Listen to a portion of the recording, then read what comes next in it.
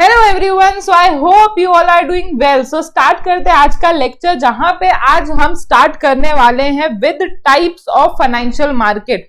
इससे पहले वाले लेक्चर में हमने क्या देखा था, तो चैप्टर नंबर 11 फाइनेंशियल मार्केट हमने स्टार्ट कर दिया था, जहां पे हमने इंट्रोडक्टरी पार्ट किया था और जहां पे हमने फंक्शंस ऑफ फाइनेंशियल मार्केट ये पूरा कंप्लीट कर चुका है। ठीक है, तो आज जो हम देखने वाले हैं basically classification of financial market देखेंगे। और जैसे मेरे स्क्रीन पे ये फ्लो चार्ट देख रहे हो, there are two classification of financial market, one is money market and other one is capital market.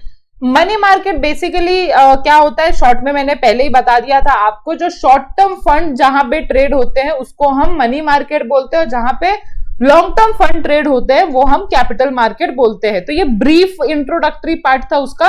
अब हम डिटेलिंग देखेंगे वन बाय वन। तो सबसे पहले हम मनी मार्केट को लेते हैं, जो आपके बुक में 11.3.1 में दिया गया है। तो देखो इधर बोला हुआ है कि मनी मार्केट कौन सा मार्केट है, जहां पे lending and borrowing of fund होता है फॉर शॉर्ट टर्म, मतलब literally from 1 day to 1 year. आपको एक दिन के लिए भी अगर लोन चाहिए तो आप कहां से ले सकते हो, मनी मार्केट में से ले सकते हो। मैम एक दिन के लिए लोन किसको लगता है, बैंक्स को लगता है, इंस्टीट्यूशंस को लगता है। मतलब शॉर्ट टर्म फंड्स, टेम्पररी जो शॉर्टेज होता है एक दिन के लिए होता है, 2 दिन के लिए होता है। बैंक्स में बहुत सारे ऐसे केसेस डे टू डे होते रहते हैं। So it is a market wherein lending and borrowing of fund takes place for a short period of time which vary from 1 day to a year. Also, financial instrument traded in this market can be classified into cash easily without any loss of time and value. Now, जैसे आपने अभी पढ़ा कि also the financial instrument traded in this market can be converted into cash easily without any loss of time and value. तो without मतलब बिल्कुल time नहीं जाया करते हुए ये सारी चीजें जो कैश है उसमें आप जो अपने इंस्ट्रूमेंट है, बेसिकली जो सिक्योरिटीज है, उसको आप कन्वर्ट कर सकते हो इनटू कैश इजली। मतलब जैसे कि कैपिटल मार्केट में तो भी थोड़ा टाइम लगता है, इस मार्केट में तो वो भी टाइम आपका जाया नहीं जाएगा। आप इजली अपने इंस्ट्रूमेंट को, अपने सिक्योरिटीज को कन्वर्ट कर सकते हो into cash without any loss of time and value. So it is an important part of financial system that help in fulfilling the short term and very short term requirement of the companies, bank, financial institute, government agencies. तो ये सारे जो institution हैं उनके जो short term requirement है और जो वेरी शॉर्ट टर्म रिक्वायरमेंट है वो बहुत इजी तरीके से फुलफिल हो जाते हैं। मतलब बेसिकली जो मनी मार्केट है वो आपके शॉर्ट टर्म रिक्वायरमेंट के लिए बना हुआ है। So it is a market for financial aid which are close to substitute for money. क्यों ऐसा बोला हुआ है, क्योंकि जैसे मैंने अभी बोला कि इसमें कौन सी सिक्योरिटीज या कौन से फाइनेंशियल इंस्ट्रूमेंट ट्रेड होते हैं जो बहुत शॉर्ट टर्म पीरियड के लिए रहते हैं, मतलब ही हम इनको इजिली कैश में कन्वर्ट कर सकते हैं, which are also known as close substitute for money. मतलब कि मनी में आप इजिली कन्वर्ट कर सकते हो, इसीलिए उसको बोला हुआ close substitute for money. The instrument like commercial paper, treasury bill etcetera traded in the money market. तो हम टाइप्स देखने वाले हैं, उन्होंने एग्जाम्पल के लिए दे रखा है कि मनी मार्केट में कौन से इंस्ट्रूमेंट ट्रेड होते हैं, like commercial papers, treasury bill etcetera. Now features of money market क्या क्या है, तो जैसे कि फर्स्ट वन आपको दिया हुआ है कि इधर जो बोरोइंग एंड लेंडिंग होता है वो शॉर्ट टर्म के लिए होता है एंड मिनिमम पीरियड इज, मैंने जैसे बोला 1 डे टू 1 ईयर के लिए ट्रेडिंग पॉसिबल है इस मार्केट में। ना इधर जो ट्रेडिंग होती है, सेकेंड पॉइंट में अगर आप देखो, जो इधर ट्रेडिंग होती है मनी की वो बहुत ही ज्यादा अमाउंट में होती है, ट्रांजैक्शन वॉल्यूम इज लार्ज। जैसे कि आपने अभी पढ़ते वक्त इंट्रोडक्शन में मनी मार्केट के देखा कि इधर बेसिकली कौन से एजेंसीज है, companies, bank, financial institution, government agencies. तो इधर ना रिटेल लोगों के लिए कोई भी जगह नहीं है। इधर बड़े बड़े जो प्लेयर्स है मार्केट में, अच्छे खासे जो बिग प्लेयर्स बोलूंगी इधर, वो ट्रेड करते हैं। और जब बिग प्लेयर ट्रेड करते हैं तो वो स्मॉल अमाउंट में ट्रेड नहीं करते। The transaction volume is large. Actually इसको wholesale market for short term debt भी बोला हुआ है। तो बिग प्लेयर्स के वजह से ऐसा होता है इधर। सो इधर जो एक्चुअली कम्युनिकेशन होता है वो मोस्टली ओवर टेलीफोन होता है या ईमेल्स होता है, after which return confirmation is done by way of email. आपको एक चीज बताऊंगी, इधर जैसे शॉर्ट टर्म के लिए होता है ना, अर्जेंट रिक्वायरमेंट अगर मुझे हुई एज अ बैंक तो मैं पहले पैसा लेती हूँ और फिर कंफर्मेशन बाद में ईमेल में देती हूँ, है ना, क्योंकि इधर जो रिक्वायरमेंट होता है वो बहुत ज्यादा अर्जेंट बेसिस पे रिक्वायरमेंट होता है। और because you are big player in the market, आप जाने माने एक कंपनी हो, एक गवर्नमेंट एजेंसी हो, एक फाइनेंशियल इंस्टीट्यूट हो, म्यूचुअल फंड हो, तो आप कोई ऐसे डर नहीं है। और वैसे भी ये बैंक टू बैंक ट्रांजैक्शन होता है तो इसमें भी कोई डर नहीं है कि कोई भाग जाएगा, क्योंकि बिग प्लेयर है और ऑन मतलब बैंक ट्रांजैक्शन के थ्रू होते हैं, तो ऐसा कोई डर नहीं है जैसा आपको लग रहा है कि मैम अगर बाद में उन्होंने पैसे पे नहीं किए तो क्या, ऐसा नहीं होता। हाँ, एक फॉर्मेलिटी के लिए रिटर्न कंफर्मेशन लिया जाता है सामने वाली बैंक जिन्होंने लोन लिया है, बाकी ऐसा पहले इशू के टाइम पे बहुत सारी फॉर्मेलिटीज करना, ये सारी चीजें करना, वो इसमें ऐसा रिक्वायर्ड नहीं रहता।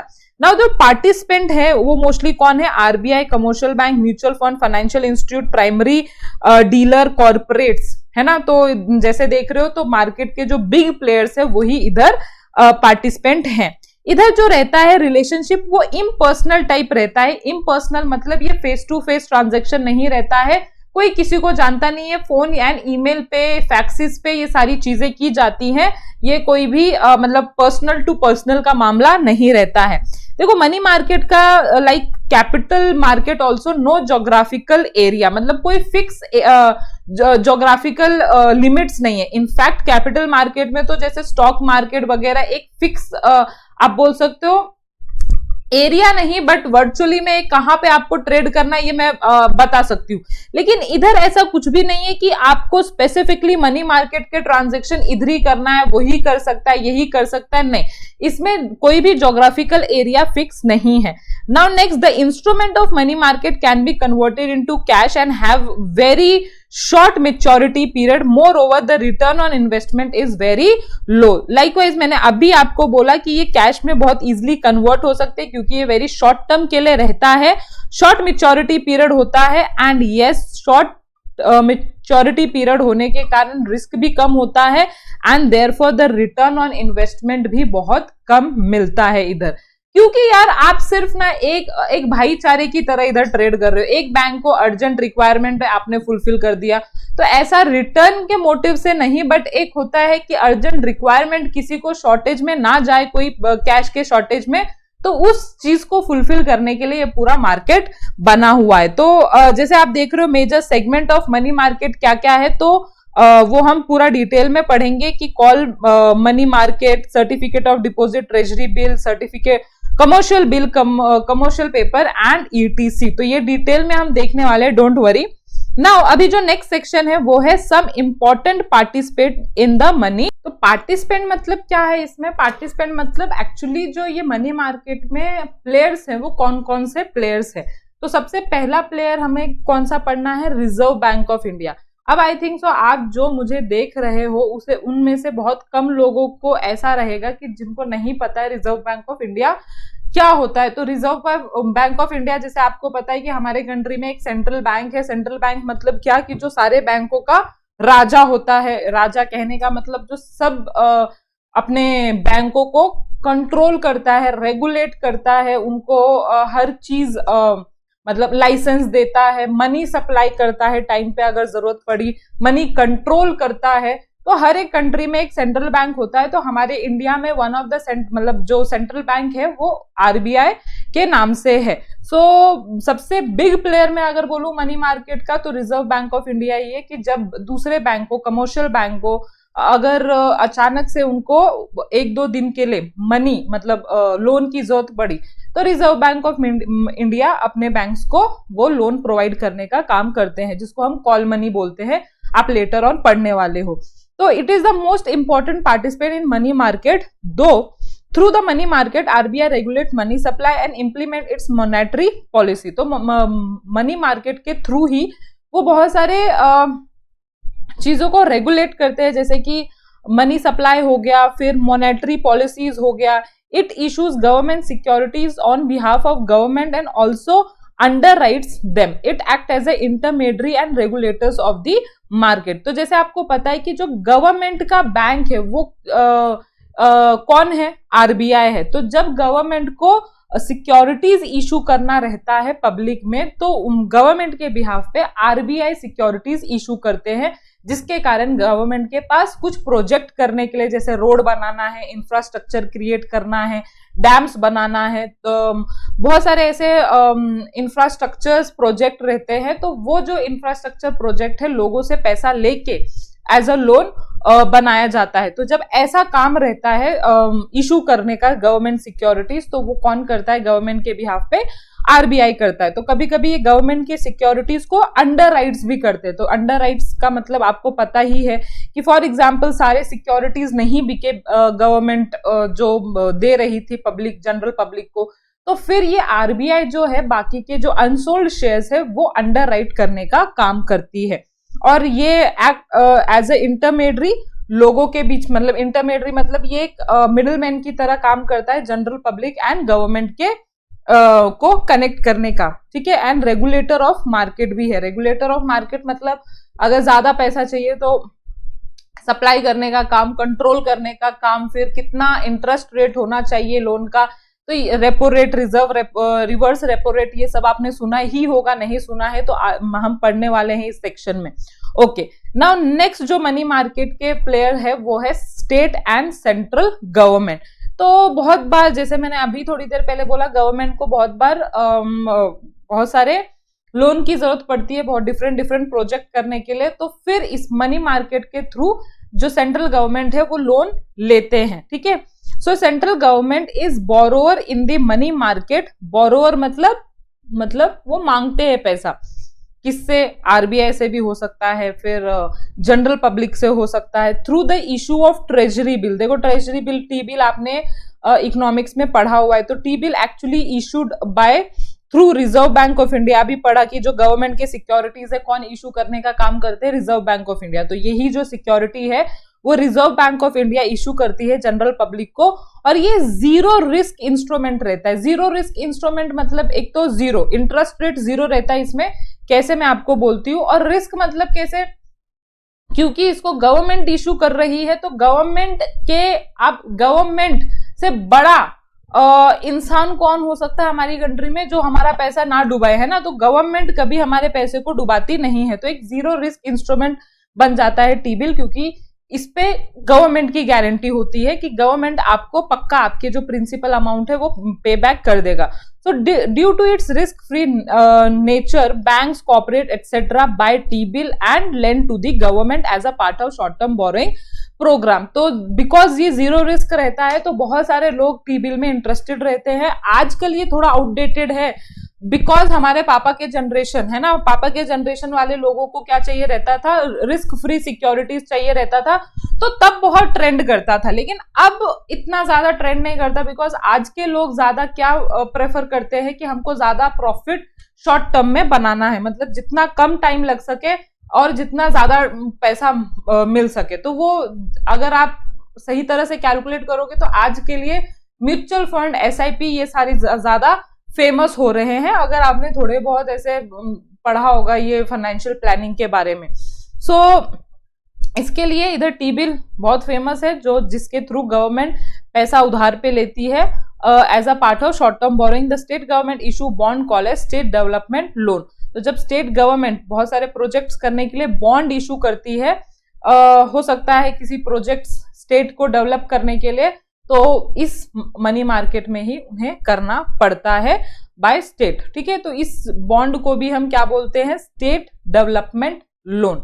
ओके, नाउ तीसरा कौन है इसमें प्लेयर, तो पब्लिक सेक्टर अंडरटेकिंग। तो पब्लिक सेक्टर अंडरटेकिंग मतलब पीएसयूज, ठीक है। पीएसयूज मतलब जहां ऐसी कंपनीज जिनके मोस्ट ऑफ दी जो कैपिटल है, जो मेजॉरिटी ऑफ कैपिटल है वो किसने हेल्ड किया हुआ है, गवर्नमेंट ने हेल्ड किया हुआ है। तो ये उसका नाम इन कॉमन वर्ड पीएसयू रखा जाता है। So many listed government company can issue commercial paper in order to obtain its working capital. तो यही जो गवर्नमेंट है, आखिरकार है तो गवर्नमेंट ही ना। तो जैसे हमने सेकंड पॉइंट पढ़ा, तो through companies also money market में जो पीएसयूज है वो बोरोइंग करने का काम करते हैं थ्रू कमर्शियल पेपर के इशू करके और इनको लोन दिया जाता है। ओके, ना शेड्यूल कमर्शियल बैंक। तो कमर्शियल बैंक तो आपको पता ही होगा क्या होती है। तो वन ऑफ दी मतलब कमर्शियल बैंक मतलब आरबीआई को छोड़ के जो भी लाइसेंस्ड बैंक होते हैं जो हर जगह दिखते हैं, एक्सिस बैंक हो गई, आईसीआईसीआई बैंक हो गई, एचडीएफसी बैंक हो गई, पीएनबी हो गई, तो ये सारे कमर्शियल बैंक है जो जनरल पब्लिक के साथ लोन देने का काम करते हैं और डिपॉजिट्स लेने का काम करते हैं। ठीक है, तो अब नाउ शेड्यूल कमर्शियल बैंक क्या होता है। तो शेड्यूल अगर वर्ड आ जाता है तो इतना सिर्फ याद रखना कि आरबीआई ने कुछ कैटेगरी ऑफ बैंक्स को कुछ क्राइटेरिया फुलफिल करने के लिए दिया हुआ है।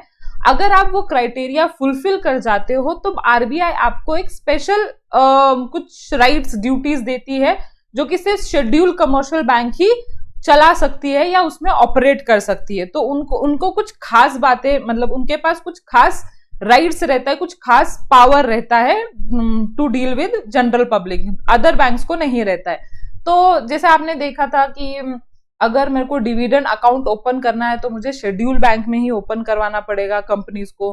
तो देखो अब आखिरकार फिर मैं किसके पास जाऊंगी, शेड्यूल बैंक के पास ही जाऊंगी। और जब हम अकाउंट ओपन करवाते हैं उनके पास तो उनके पास मतलब उनको कमीशन मिलता है, उनको चार्जेस मिलते हैं, तो ये फायदा हो जाता है फिर इन शेड्यूल कमर्शियल बैंक्स को। तो सिर्फ इतना याद रखना, कंफ्यूज मत होना कि ये शेड्यूल्ड मतलब क्या होता है। सिर्फ एक स्पेशलाइज्ड कैटेगरी की बैंक रहती है जो कमर्शियल बैंक ही रहती है, बस उन्होंने कुछ क्राइटेरिया फुलफिल की होती है, इसीलिए आरबीआई ने उसे एक पद दिया रहता है कि आप शेड्यूल्ड कमर्शियल बैंक हो। इसमें से एक SBI is scheduled commercial bank. So scheduled commercial bank is also a big borrower and lender in the money market. They borrow and lend in call money. Call money मैंने अभी बताया था कि banks को बहुत बार ऐसे शॉर्टेज ऑफ मनी हो जाता है एक दो दिन के लिए कि कोई उनसे लोन लेके चला गया तो उनको एक दो दिन सिर्फ मैनेज जब तक ना हो पैसे तब तक के लिए उनको पैसा चाहिए होता है। तो this is call money, short notice market, repo and reverse repo market, ये सारी चीजों में डील कौन करता है, schedule commercial bank. Lending and borrowing दोनों का काम रहता है इनका मनी मार्केट में। Now fifth one is insurance company. तो यस, ये भी एक बिग प्लेयर रहते हैं जहां पे इनको पैसे की जरूरत पड़ती है, जब कोई कॉम्पनसेशन पे करना पड़ता है, ये भी किसी को लोन देते हैं, तो ये भी एक प्लेयर है। So both general and life insurance company are usual lender in the money market. They invest more in the capital market instrument. Their role in the money market is limited. Yes, one of the players जरूर रहते हैं, but इनका जो role रहता है वो बहुत limit तरीके से रहता है। Now sixth one is mutual fund. So mutual fund तो मेरे मुंह से आपने बहुत बार ही सुना होगा कि म्यूचुअल फंड क्या होते हैं। सो एक्चुअली म्यूचुअल फंड क्या करते हैं, आप लोगों से जनरल पब्लिक से पैसा लेते हैं और ये लोग ऐसे जगह पे इन्वेस्ट करते हैं जहां अब इनके पास बहुत बड़े बड़े एक्सपर्ट्स बैठे होते हैं, बहुत दिमाग जिनके पास रहता है ना, इंटेलेक्चुअल जिसको हम बोलते हैं कैपेबिलिटी रहती है जिनके पास, ये इनके पास रहते हैं जिन्होंने सालों से हिस्ट्री से स्टॉक मार्केट का पूरा काला चिट्टा देखा होता है ना कि कैसे ऑपरेट करना होता है स्टॉक मार्केट में, एंड दे मेक प्रॉफिट्स। तो उनको हायर किया जाता है म्यूचुअल फंड में और फिर जनरल पब्लिक से पैसे लेके उनको ऐसी जगह पे इन्वेस्ट किया जाता है जहां पे जो पैसा है वो बढ़े। और फिर पैसा जब एक बार बढ़ जाता है तो थोड़ा सा पैसा mutual fund as a commission रखती है और फिर जो पैसा रिडीम करना है वो लोगों को रिडीम किया जाता है। तो मनी मार्केट में भी जो पैसे मनी मार्केट के थ्रू भी म्यूचुअल फंड इन्वेस्ट करती है, लेंडिंग बोरोइंग करती है। Mutual fund offer varieties of scheme for different investment objective of the public. Mutual fund scheme are liquid scheme. This scheme have a investment objective of investing in money market instrument. तो कोई कोई expert इस view के भी रह सकते हैं कि हम मनी मार्केट इंस्ट्रूमेंट में भी इन्वेस्ट करके कमा सकते हैं। सो वो भी लेंडिंग एंड बोरोइंग का काम करते हैं इन मनी मार्केट।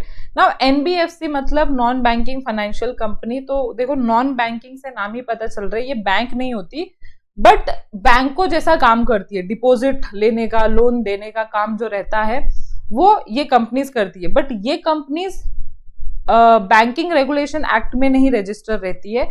ये कंपनीज एक्ट 2013 में रजिस्टर रहती है, इसीलिए ये बैंक्स नहीं है, इसीलिए इनको स्पेसिफिक ऐसे नाम दिया गया है कि आप कौन हो, नॉन बैंकिंग फाइनेंशियल कंपनी हो, जो फाइनेंशियल ऑपरेशन तो कर सकते हो, बट लोगों को ये पता होना चाहिए कि आप कौन हो, बैंक नहीं हो। ओके, सो एनबीएफसी को भी सरप्लस पैसा लगता है, सरप्लस पैसा इन्वेस्ट करना रहता है, तो वो मनी मार्केट में भी करते हैं, थ्रू मनी मार्केट ये किया जाता है। So NBFC uses their surplus fund to invest in a government security, bond etcetera. Example NBFC unit trust of India. तो वन ऑफ द एनबीएफसी आपके बुक में एग्जांपल दिया हुआ है, जो यूटीआई है हमारी कंट्री में, वो एनबीएफसी है। नाउ कॉर्पोरेट्स मतलब जो अपनी कंपनीज होती है, जनरल कंपनीज, ठीक है, तो वो भी मनी मार्केट में आती हैं, उनको भी लेंडिंग बोरोइंग करने की जरूरत पड़ती है। तो through promissory note, through commercial paper ये लेंडिंग बोरोइंग काम करती है। They are lender to the bank when they buy certificate of deposit issued by the bank. So जब bank certificate of deposit issue करती है मार्केट में, तो जो कंपनीज होती हैं ये बैंक को ये जो सर्टिफिकेट ऑफ डिपॉजिट ये खरीदने का काम करती है और बैंक्स को पैसा प्रोवाइड करने का काम करते हैं, लेंड करने का काम करते हैं। तो ये लेंडर्स भी हो सकते हैं, बोरोवर्स भी हो सकते हैं। देखो उन्होंने बोला है बैंक्स बोरो, कभी कभी commercial banks through commercial banks commercial papers borrow करने का काम करते हैं। कब? कमर्शियल पेपर जब वो बेचते हैं। और कभी कभी लेंड करने का काम करते हैं जब वो सर्टिफिकेट ऑफ डिपॉजिट बैंक से खरीदते हैं। तो लेंडिंग एंड बोरोइंग दोनों का काम रहता है कॉर्पोरेट्स के पास। नाउ प्राइमरी डीलर्स मतलब छोटे मोटे जो रहते हैं, the main role in promote transaction in government security, they buy as well as underwrites the government securities. तो प्राइमरी डीलर्स मतलब छोटे मोटे जो ऊपर वाले कैटेगरी में जो नहीं फिट हुए, वो नीचे वाली मतलब प्राइमरी डीलर्स में आ जाते हैं। थोड़े से जैसे स्टॉक ब्रोकर्स हो गए, बहुत सारे ऐसे रहते हैं। देखो मेनली अगर मैं आपको क्रक्स पॉइंट बोलूं तो इधर जनरल पब्लिक का इतना ज्यादा रोल नहीं रहता है टू लेंड या बोरो। इधर जो रहते हैं वो बिग प्लेयर्स ऑफ मार्केट ही रहते हैं। Money market mostly big player का ही मार्केट रहता है शॉर्ट टर्म बोरोइंग का। इधर आपको as a retail investor enter नहीं किया जाएगा। तो प्राइमरी डीलर मतलब ये नहीं कि जो जनरल पब्लिक हो गए, है ना, वो नहीं। जो ऊपर की कैटेगरी में फिट नहीं आए तो ये नीचे प्राइमरी डीलर में जैसे स्टॉक ब्रोकर्स हो गए, उनके पास भी बहुत पैसा रहता है to invest in some securities. तो as a primary dealer they can operate in money market as well. Okay, so ये हो गया हमारा some participant in money market. तो इस लेक्चर में हमने मनी मार्केट देख लिया। अब नेक्स्ट लेक्चर में हम देख लेंगे what are the instrument in a money market. ठीक है, सो ये थोड़ा लेक्चर लंबा ना हो जाए, तो आज के लिए हम इतना ही करेंगे। मिलते हैं नेक्स्ट लेक्चर में। I hope you are enjoying the lecture. Do comment कैसा लग रहा है आपको लेक्चर। अच्छा ही लग रहा होगा मेरे हिसाब से। मैं बहुत कोशिश कर रही हूँ आप लोगों को ईच एंड एवरी जो कंसेप्ट है वो डीप में समझाने के लिए। और जल्द ही यस ओसीएम के भी हम शॉर्ट नोट स्टार्ट करेंगे और एसपी के भी हम शॉर्ट नोट स्टार्ट करेंगे, ताकि आपको एग्जाम में जो है ना रिकॉलिंग का प्रॉब्लम आता है या रिमेम्बरिंग का प्रॉब्लम आता है, वो सारी चीजें आपकी सॉल्व हो जाए। क्योंकि बहुत सारे मुझे कमेंट आ रहे हैं ma'am how to tackle OCM and SP paper. तो डोंट वरी, करेंगे टैकल, अच्छे से करेंगे और मैं गारंटी देती हूँ 90 से तो कम नहीं आएंगे। ठीक है, तो सिर्फ इतना मेरे को उम्मीद है कि जैसा मैं पढ़ा रही हूँ वैसा रिवाइज करते रहो, डाउट आता है तो पूछते रहो। और कुछ टफ नहीं है दुनिया में। अगर आप ऑनेस्ट हो अपनी स्टडीज को लेके तो भगवान आपकी जरूर हेल्प करता है। मेरी आज तक हेल्प की है तो आपकी भी करेगा। दुश्मनी नहीं है आपसे भगवान की, है ना। तो मिलते हैं हम नेक्स्ट लेक्चर में। होप आपको लेक्चर अच्छा लगा। Bye bye.